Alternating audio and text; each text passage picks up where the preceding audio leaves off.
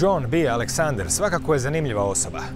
Taj umirovljeni pukovnik američke vojske od kasnih 70-ih bavi se iskustvima bliskih smrti, na čemu je i doktorirao na Sveučilištu Walden, a mentorica mu je bila slavna psihijatrica Elisabeth Kübler-Ross. U vojnim i obavještajnim krugovima bio je jedan od najeksponiranijih zagovornika uključivanja američke vlade u istraživanje paranormalnih fenomena, u rasponu od savijanja žlica umom do remote viewinga. Radio je na projektu Jedi Warrior, kojemu je bio cilj poboljšati sposobnosti vojnika pomoću neurolingvističkog programiranja. Napisao je knjige o NLO-ima, šamanizmu, remote viewingu.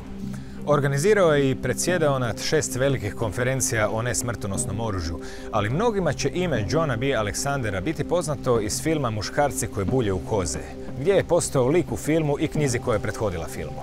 Jedno je sigurno, John B. Alexander cijeloga se života već nalazio ovdje, na rubu znanosti.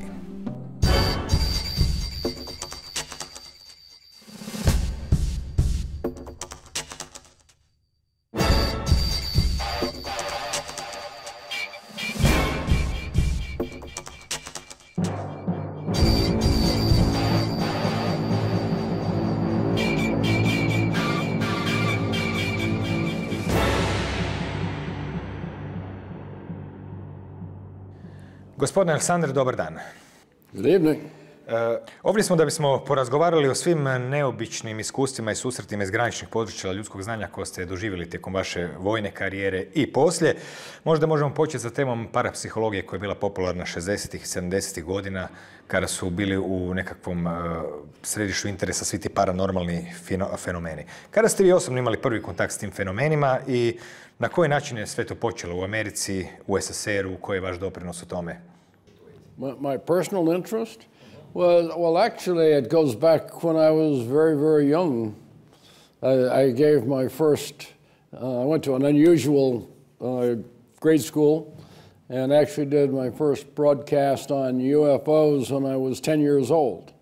So that would have been 1947. Tada ste odrasli. Što se tada zbivalo? Stupili ste naravno u vojsku i u nekim vremenima ste bili uključeni u istraživanje paranormalnih pojava.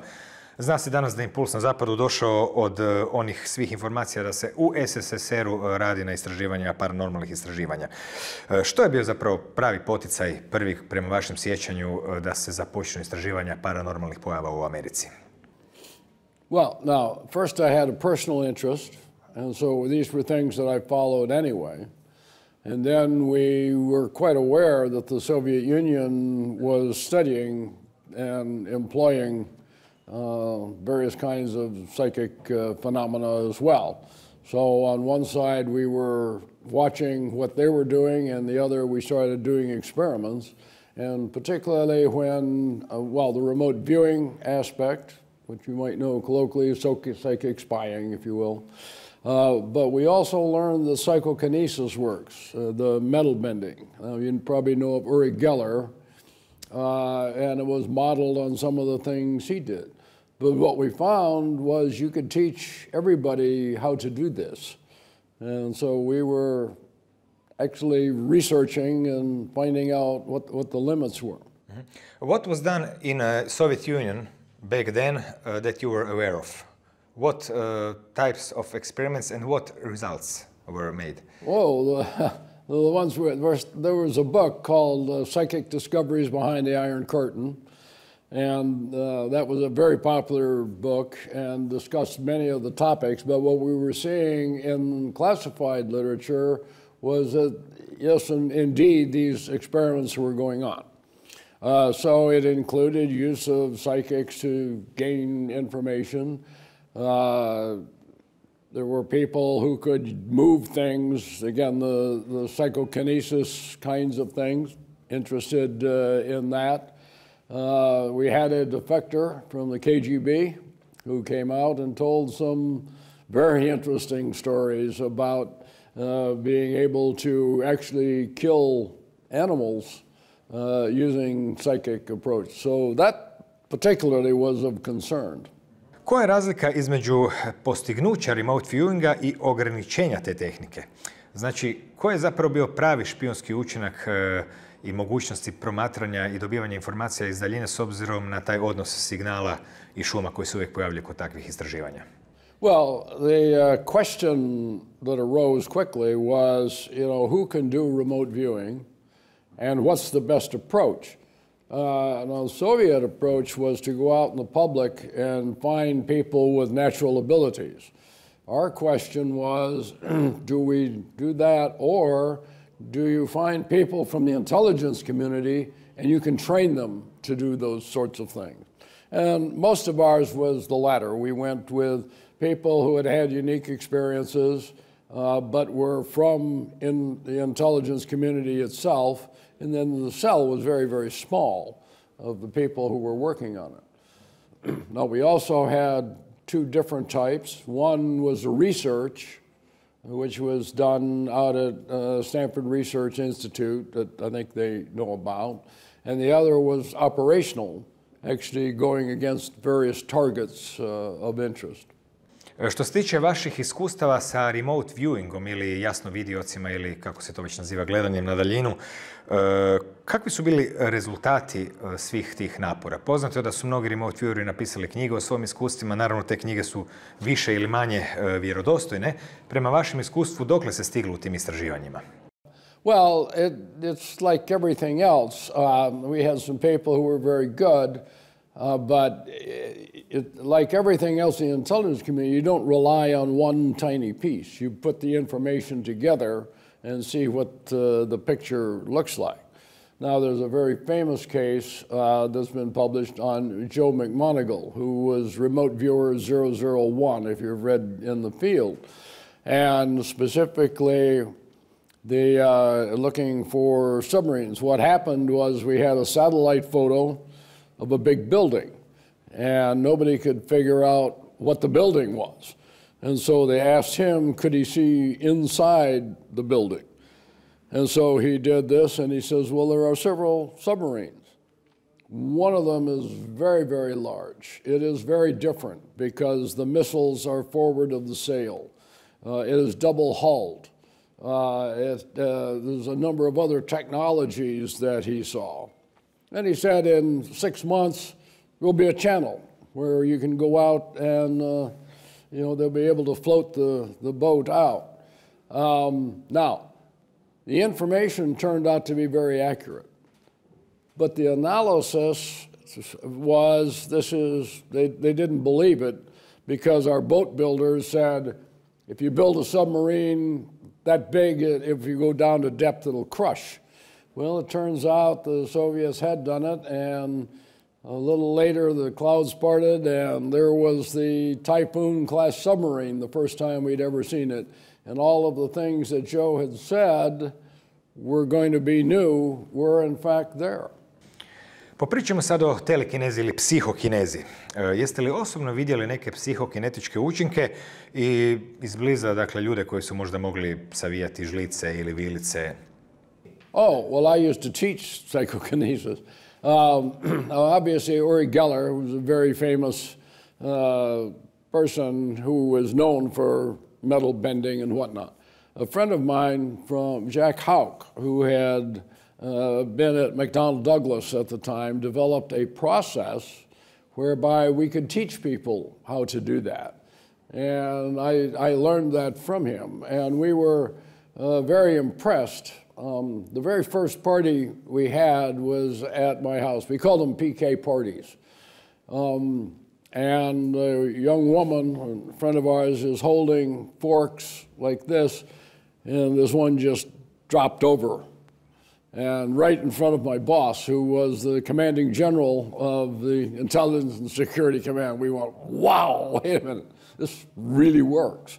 And so we started using it, but not to bend things, mostly to influence our commanders.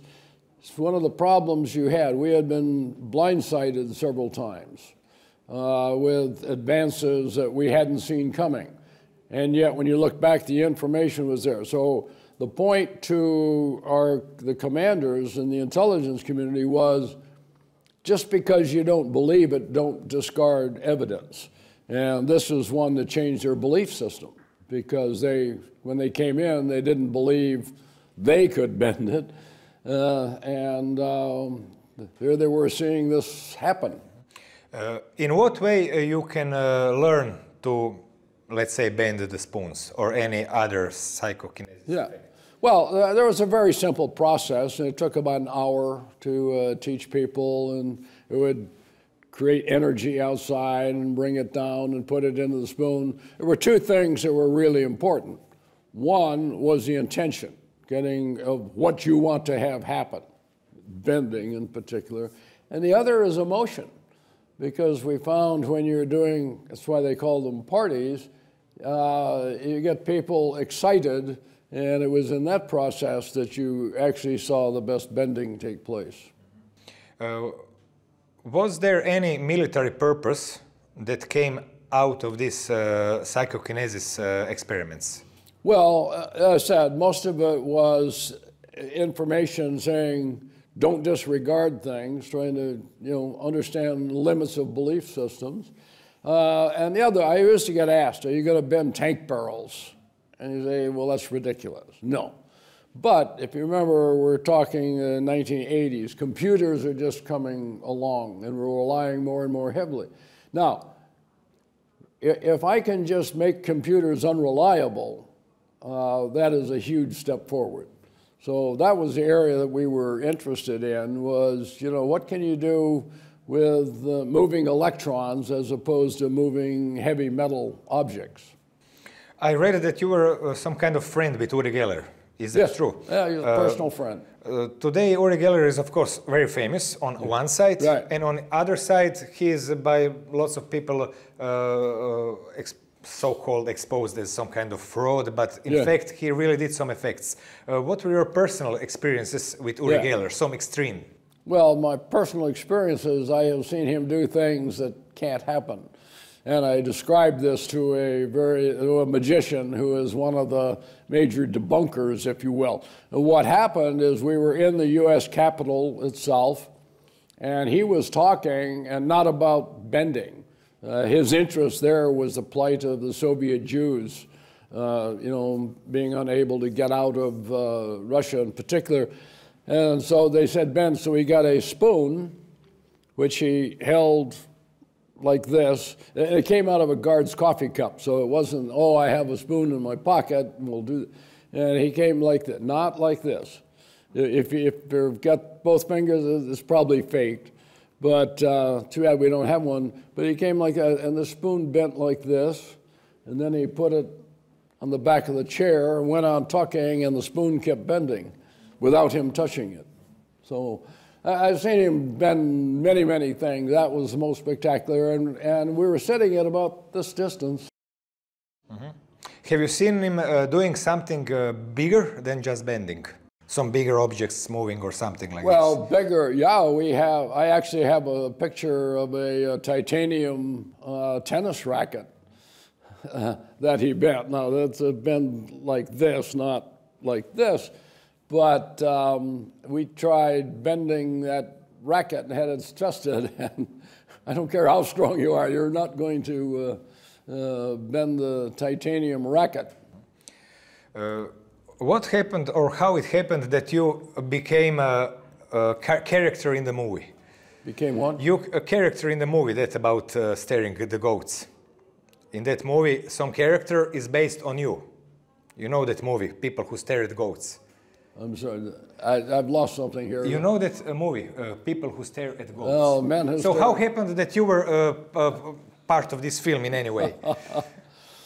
Well, the problem with the Men Who Stare at Goats is that the author, John Ronson, he took about this much truth, and he wrote this much, and then they made the movie.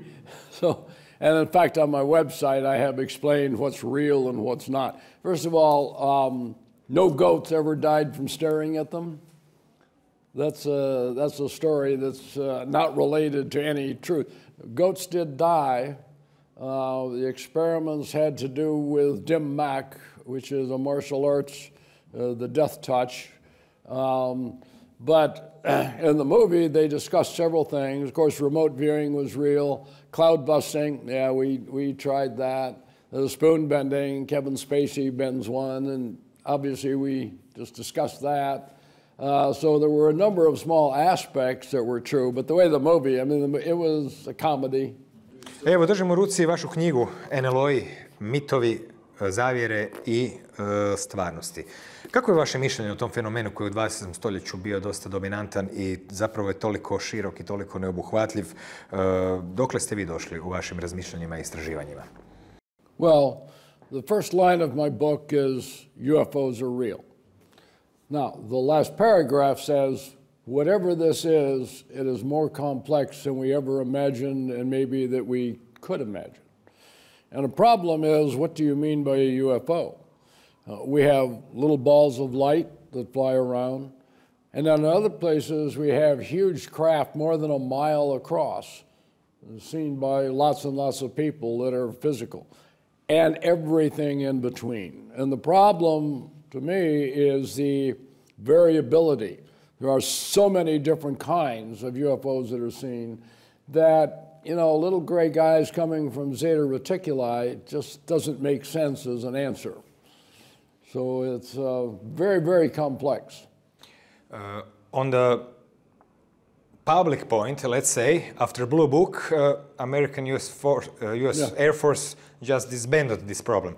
Right. But what was in fact inside stand of US military about UFOs? Because we heard on disclosure that there were problems with nuclear rockets and everything else. So how did the military really feel about UFOs then and now? When I was in the Pentagon, I ran around looking for the guy that says the Pentagon says this and the Pentagon says that. The Pentagon doesn't say anything. It is made up by lots of people.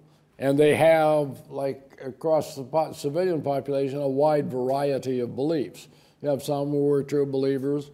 I mentioned one story in there that I had interviewed a former three-star general, head of one of the intelligence agencies, and he said, oh, we don't have a requirement to do that, but I'll tell you about the ones I saw. So here was a person who had personal experience, the head of an agency that still says we don't have an institutional responsibility. Now, in the book, I differentiate between individual interest and institutional interest, and they can be very, very different. Znate li za neke slučajeve da su se NLO-i rušili, pa da su prikupljani, pa da je na temelju tih ostataka rađen reverzibilni inženjering? Yeah, I come down against that. I have not found any evidence that supports it. Roswell is, of course, the classic case, if you will. In the book, I forget the numbers, but there are dozens of reported crashes, and you can find, 100 or so bodies and so many live aliens. But when you track the stories down, it just pretty much dissipates. So you haven't met any military officer that had some experience of that kind? To the best of my knowledge, no. Okay. No. What about human contacts with so-called extraterrestrial? Of course, we cannot know, are they extraterrestrial, inside terrestrial, interdimensional, whatever. But when we are talking about human contacts with these beings that may be really in some of these UFOs of this really craft type, not, I mean, light ball type. Do you think that there is any firm ground for that statement? Well, when I lecture, I mention that there have been reports of contacts between humans and sentient non-human entities throughout human history. This is millennia. And now adding UFOs to that is just one other wrinkle on it. Hard to say. The stories are hard to dismiss and hard to rectify because there is no common theme. It goes back to the UFOs themselves. Why do you have this wide variability? Why do we have the reports for centuries to millennia of people interacting with different kinds of beings? This is something we just have yet to figure out. That's why I say the phenomena is more complex than we can imagine. Vaš stav je sličan zaključku astrofizičara Jacquesa Valléa koji je u jednoj od svojih knjiga rekao da su možda suvremeni susreti s takozvanim izvanzemljanima zapravo susreti s onim istim bićima koje su naši preci u neka davna vremena nazivali patuljcima, vilama. Znači, ovdje se u stvari govori o nekom drugačijem poimanju stvarnosti, koje dolazi do nas kroz ta takozvana anomalna iskustva. Koja su ta anomalna iskustva i te anomalije koje šire priču sa NLO-a na poimanje svijeta i kakva je po vama priroda svijeta ako su ta iskustva stvarna? Well, I wish I knew. One of my comments is that when we started studying this form of consciousness, it is at least as complex as cancer. And yet the amount of research that's done in it is very, very small. And I think we need to apply the best and brightest minds on it. We don't do that. I mean, the short answer is don't know. But I think it's worth exploring because there's no doubt about the reality, the physical reality now of some of these things. They're not delusions or hallucinations or anything like that. We have enough with physical evidence involved. Jeste li imali priliku kada vidjeti takozvane usadke ili implante koje se često povezuju sa otmicama i sa NLO-ima? I have heard of many of these. Roger Lear, who had taken them out, again, a personal friend. I have not seen any that are convincing. Pričali smo o telepatiji, o telekineziji i svim tim fenomenima koji nam govore nešto o stvarnosti i svijetu što još ne znamo. Bilo je naravno i pokušaja da se uđe u trag kroz znanstvene eksperimente tim fenomenima. Jedan od pionira na tom području bio je Cliff Baxter. Vi ste također surađivali neko vrijeme s njim. Kakve ste eksperimente radili? Yeah, no, Cleve was, again, a personal friend. We hired him because he was the one that found out that plants could communicate. Accidentally, by the way. His experiment started, he's the guy who developed the polygraph system in the United States. And he had a big philodendron and he put GSR things on the leaf, and the question was, if I pour water on the roots, how long does it take the water to get to the plants? And he timed that, but he just left it hooked up, and he noticed that periodically they were getting recordings, and they goes like, why? Tried to find out what's the relationship between the plant and this recording. And they found out that it was human emotions. And so then he started with simple things like, I'll rip the leaf, and the plant would send out a signal. Then he found that he could burn the leaf, and it would send out a signal. And so then he said he would hold the lighter and say, I'm thinking about burning the leaf, and the plant would. And they go, now how can the plant respond to a thought? So he came out and announced the findings. In America, it was just disregarded totally. It was picked up in Eastern Europe. There were researchers here who were quite interested in the field. So then he moved on and we started looking at oral leukocytes, the white cells in the mouth. And we found you could put leukocytes in a little container with electrodes in it, put this in a Faraday cage, totally secure, and this goes through some sophisticated devices and then it's recording. And now, obviously, the person and the leukocytes are not attached, but you could follow the emotional state of the person who had donated the cells, and when they got excited, the cells were actually sending out a signal. And we did some very sophisticated experiments, some of which I was one of the test subjects. We did that and put me on the polygraph, and I found I could beat the polygraph, but not the white cells. S obzirom na vašu vojnu karijeru i vaša sudjelovanje u istraživanjima paranormalnih fenomena, neobično je što ste se našli i u istraživanju takozvanih iskustava bliskih smrti. Čak ste napravili i doktorat na tu temu. Na koji način ste se našli u toj temi i što u stvari mislite o njima?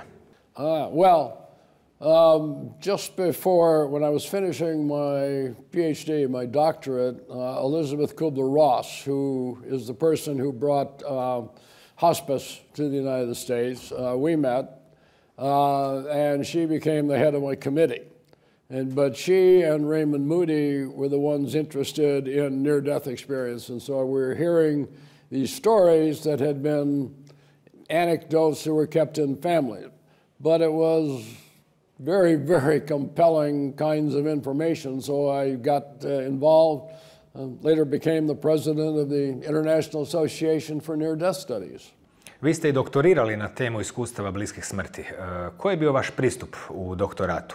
Oh, well, the dissertation was on her workshop, and it was on changes in spirituality in people who attended her workshops. She had one called Life, Death, and Transition. And what we found was that people who were exposed to this information had very substantial changes in their belief system. And surprisingly, it kept on expanding. Usually you have this and you have a euphoric artifact, which is, people feel high at the end of a workshop and drop off. But when we looked farther out, we found it was having a more profound impact the longer you waited after the exposure. But I was exposed to me. She told some very remarkable stories. Koje je vaše osobno mišljenje o iskustvima bliskim smrti? Jesu li to stvarna iskustva? Jesu li kao iskustva stvarna, ali zapravo nestvarna po pitanju stvarnosti našeg svijeta? Je li to možda tek neki trik uma? My personal belief is this is a very profound area that is worthy of discussion. A problem with most near-death experience, you don't know if the person was close to death or not. It's accidents, illness, or whatnot. There are a subset of cases in which the individual was instrumented, and we absolutely know they were dead. There are others in which the incident happened and say they acquired information that could not be acquired by any other rational means and yet proves to be true. Another subset I'm interested in ones in which a spontaneous healing takes place. I had one where a young woman died. She got sent to the morgue. She gets up and starts doing ballet after it. The point was she was a paraplegic when she died, and now her legs are working and everything. So you get these very few, very remarkable cases, but it fits with what we know that maybe 8% of the population have had that are older. We looked at Gallup over people over 18, so they had a chance to be close to death. And when you look at it, it ends up in millions and millions of cases. Most of them are interesting, hard to determine, but some of them just defy description. Tijekom istraživanja smrti i svih tih fenomena vezanih uz smrt, jeste li se nekad susreli sa fenomenom transplantacije organa, kod kojeg kao da se neke osobine zapravo sa jedne osobe koja je umrla presele na onu kojoj je taj organ transplantiran?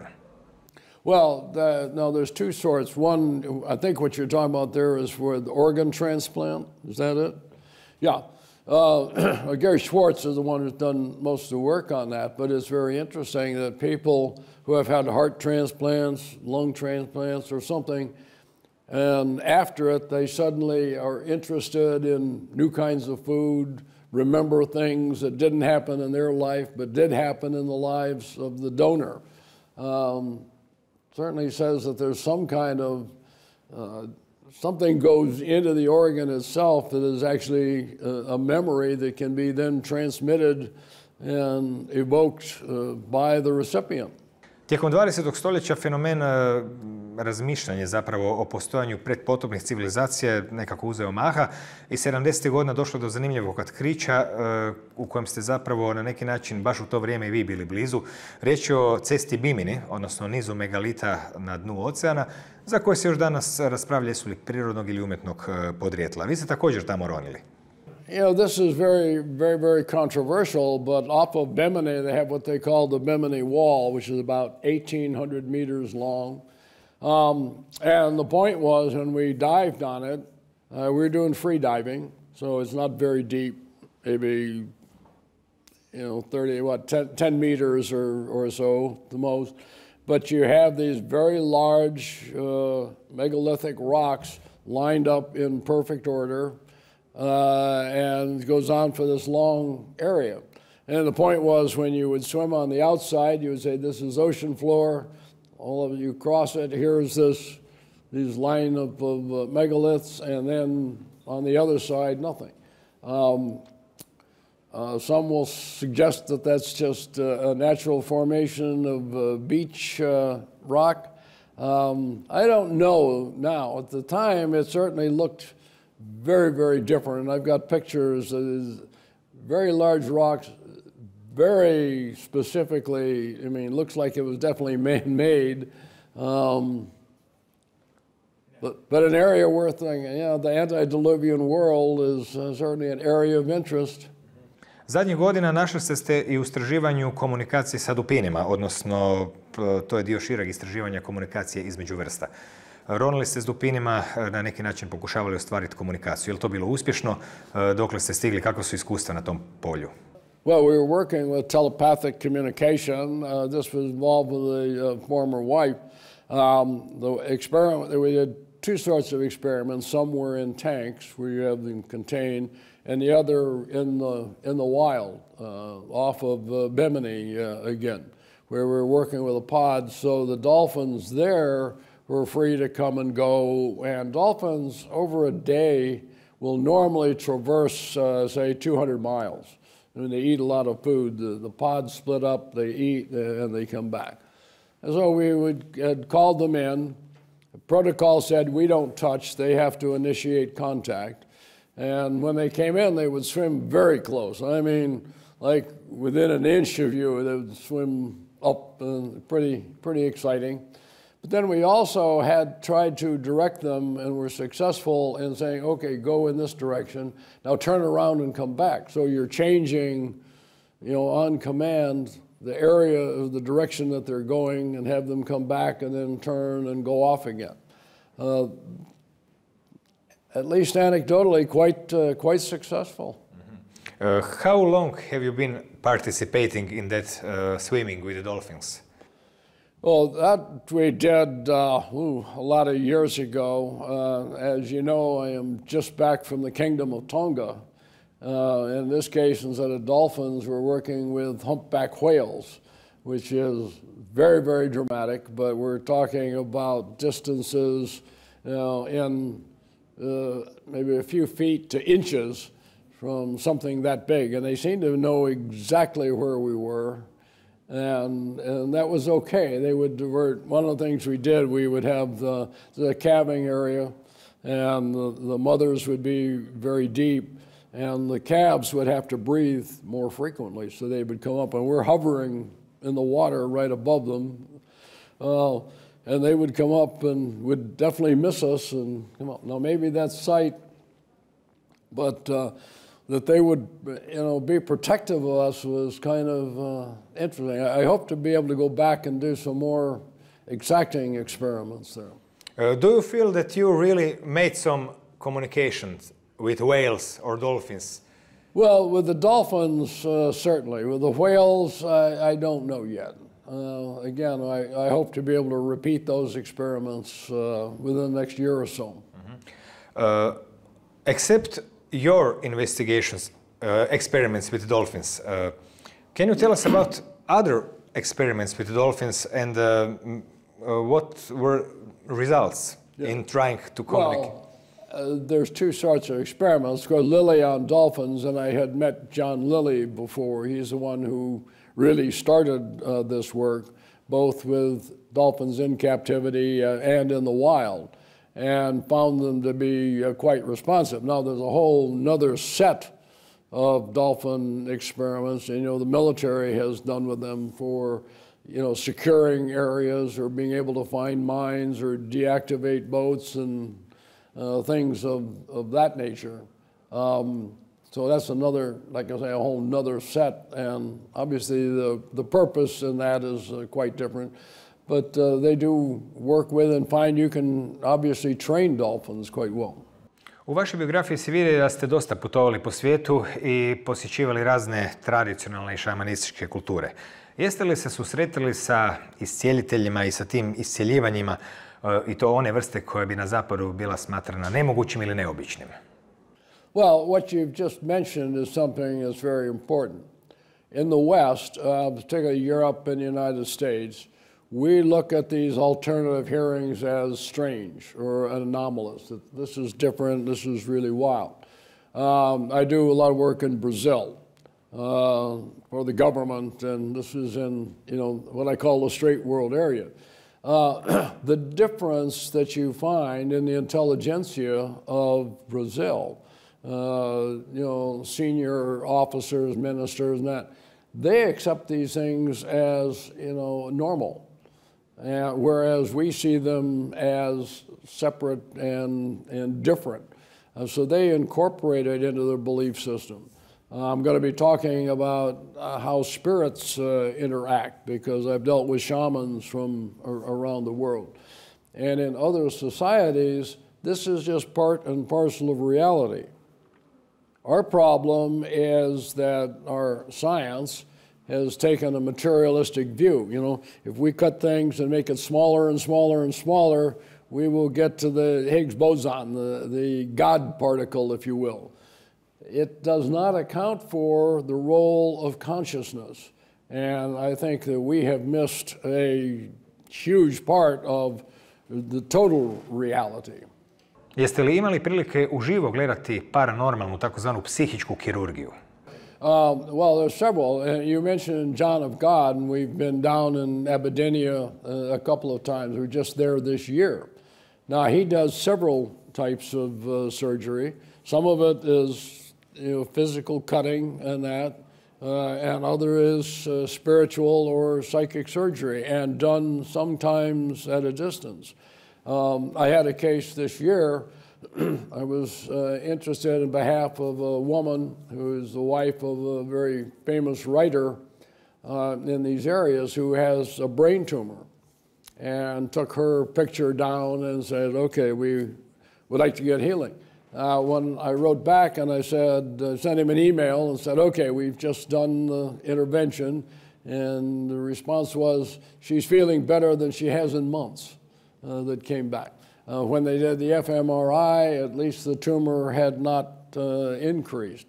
I'm working with an individual now who using something called the Bankston method in particular, but we've seen several fairly dramatic shifts in, grade 4 cancer that disappears and things of that nature. So it certainly happens. Have you seen anything from that part of psychic surgery, some kind of actual operations with eyeballs, with stuff? Can you describe some of it? Well, I've watched John of God, and one of the things he does, you mentioned, is scraping the eyeballs, which is, kind of, anytime you get near your eyes, you get kind of squeamish. But they believe that the eyes are the window to the soul. And we have had, dramatic response there. This comes from Spiritism. And a friend of mine is a retired Brazilian colonel, and I have a picture on the website where they're with his wife, who was totally bedridden and had gone to all of the traditional doctors who said, we can't fix your back. It was a back problem, and went into the church, and she's now up and around and totally mobile like you and I. So I've seen several of those cases that are really quite dramatic. The other question, however, and this is one that doesn't get asked, is why is it some people have go to the same experience and have nothing happen? When I was in Aberdeen this year, I saw lots of people who came in wheelchairs and braces and things, and everybody who came in wheelchairs left in wheelchairs. Now, why is it that some people get healed and others don't? These are the kind of things I think we need to research much more thoroughly.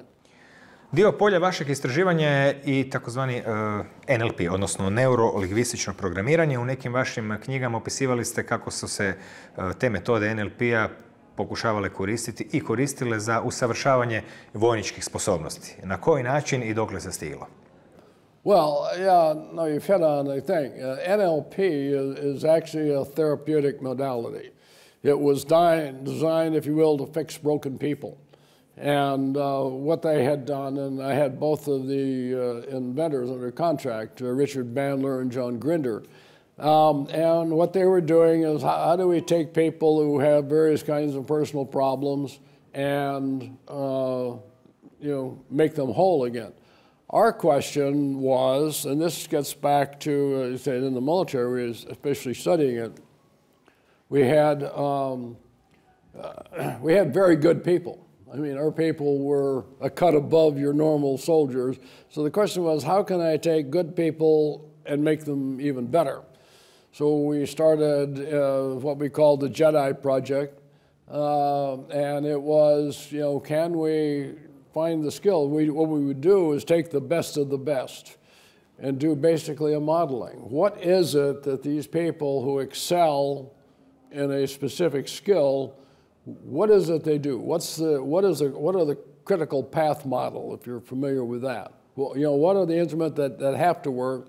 Because you'd find they would have trappings on it, things that they would do.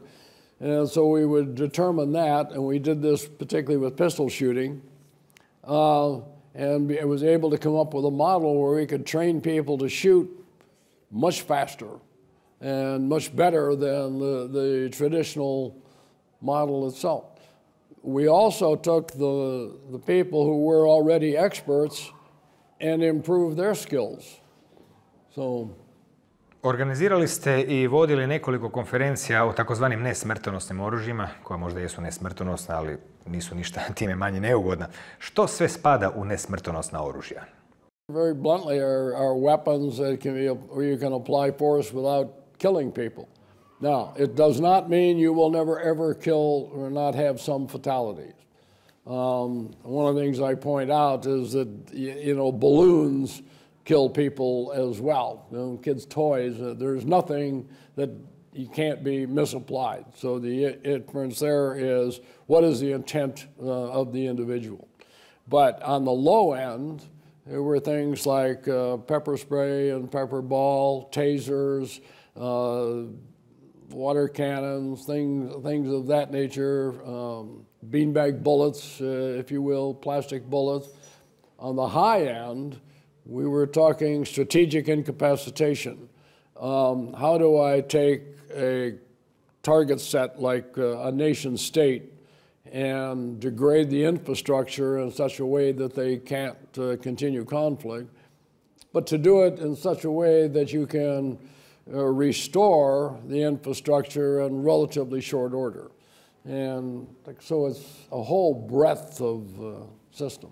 Postoji li danas neka formulirana politika vezana uz nesmrtonosna oružja?